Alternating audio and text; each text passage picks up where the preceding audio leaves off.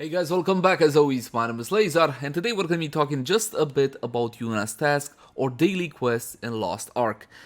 Let's be honest for 1 second, they're a bit of a chore, aren't they? You do them simply because you want the materials from them, and when it comes to materials, well, we need those Leapstones. Right now in Lost Ark, Leapstones are still the hot commodity. And when it comes to Leapstones, you got the 3 major ones, the ones that will award you 5 Leapstones each, and normally you would go for the ones that give you the most amount of Leapstones, and of course we're talking about Alakir, Hypnosisal, and the dreaded Call Hurts.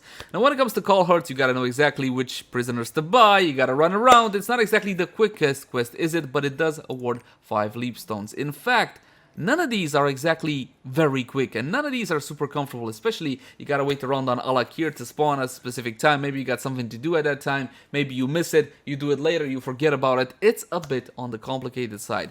Now, I did these free for months and months and months until they bloody drove me crazy, to be perfectly honest with you, which is why I changed tactics. I no longer went for the ones that paid the most. I took a hit on how many stones I would get per day, but I made a huge improvement in the actual time on spending. So technically, if you calculate time to leap stones, I'm doing a whole lot better with the following quest. Essentially, I'm gonna be picking up the quickest quests I can do. And we have 2 in Phaeton, Nameless Valley, Wailing Swamp, and we're going to be doing the Frozen Sea Shoeshire one as well. And you can do all of these free in under 3 minutes. Behold, first we're going to do the Phaeton ones. We're going to be taking into account everything. I'm talking about loading screens, time you actually take to accept said quests. Even if you do, realistically speaking, save them to your favorites. Now in this one, really quick, all you got to do is get 2 Watcher parts. That's Watcher part number 1. And here you'll have Watcher part number 2. It's important to put your Bifrost locations really smartly. Now, open up the Bifrost again. We're gonna head to the second location, Wailing Swamp. That one's done. Yeah, that's it. That's done. All we gotta do is turn it in, and we'll turn 2 at once. You press F5. You're done here as well. Open up the map. Teleport yourself to Kajala.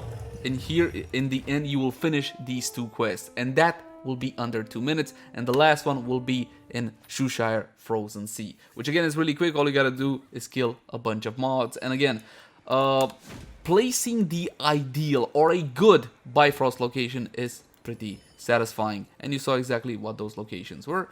Head on over to Kinsera, press G, keep your G key pressed down. I have it as a macro on my mouse, so it's actually a bit quicker, but in the next update we'll get the thing where you keep G press for 2 seconds and the whole dialogue will disappear. Hopefully that will come sooner rather than later. And the second one ends at Margo. As soon as I'm done, I pull up the Bifrost once again, and we're going to be heading on over to Shoeshire. Boom, teleport. If you have the game installed on an SSD, you got faster loading times as well, so do bear that one in mind. Boom, boom. Now keep in mind, I'm not the only one that plays quick quests, so you might have a little bit of competition at times, but even with something of the sort, and you'll see it's still far quicker than anything else. 44, and done. Now you can time me if you wish and see how much time did all of these take from accepting to actually finishing the quest, and of course turning them in, and then you can compare to the 3 major ones.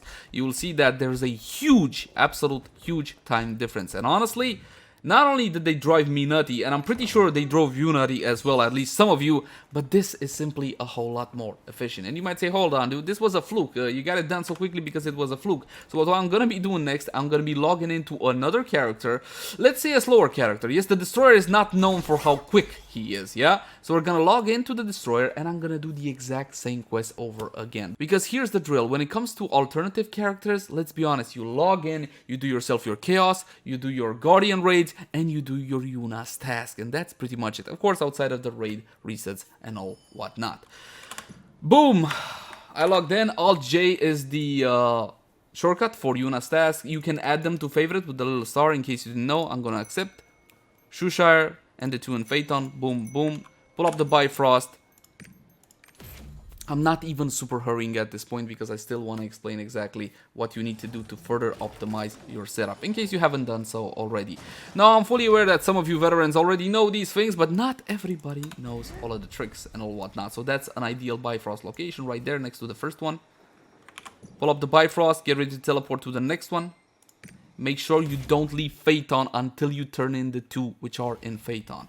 And then you go to Frozen Sea. Sometimes guy kill the guy, and when they kill the guy, which it doesn't really happen all that often, all you gotta do is walk over here and you'll find another guy. People usually, sometimes people kill them just to be, well, arseholes for the most part, because they know this is a necessary part to the quest. And now we can teleport if we don't get aggroed. Are we gonna get aggroed? Perfect! Teleport right back to Kajala and turn in those 2 quests again. And that's pretty much it, my friends. There's really not a whole lot to explain. I feel better doing these.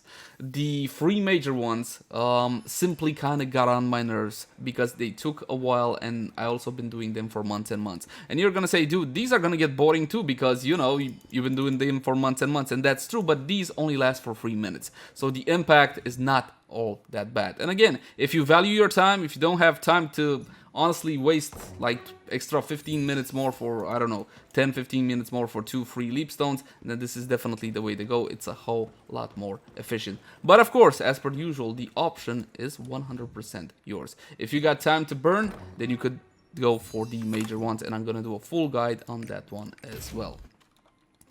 Keep in mind that if you're playing a destroyer, even a shout kills these targets because they're super, super low level.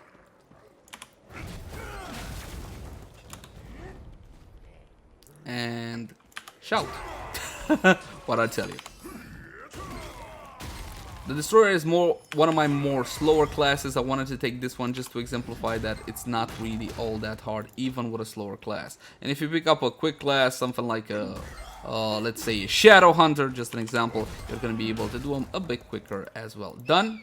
Loot is complete. Now all you gotta do is simply ride on out and turn on the quest. Again, the Bifrost spot right there in the middle of the mods is fantastic, especially if you got a class that has instant AoE to clear them out. And sometimes there is competition from other players, but honestly, as you saw, it's really not all that bad. And I do believe, my friends, that is pretty much it. As always, my name has been Leyzar. It is my hope that this has been useful to you. Like, favorite, share, and subscribe only if you enjoy the content. And I'll catch you guys in the next one. Bye-bye.